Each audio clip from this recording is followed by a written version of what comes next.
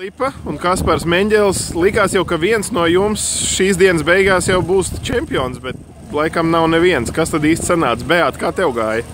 Mana diena bija, vismaz manās acīs jau beidzās īsti nesākusies, un finālā pirmajā lielajā līgumā es uzmetu kūleni. Īstenībā pat nesapratu, kādas notika, gaidu video, lai redzētu un izanalizētu situācijas. Bija ļoti ātri un diezgan nesāpīgi, un diena ir beigusies. Tu jau droši vien gaidīji, kad varēsi apsveikt Kasparu ar čempionu titulu, bet Kaspar, ko tu savārīji? Gribēju diezgan gudri apsteigt pretinieku.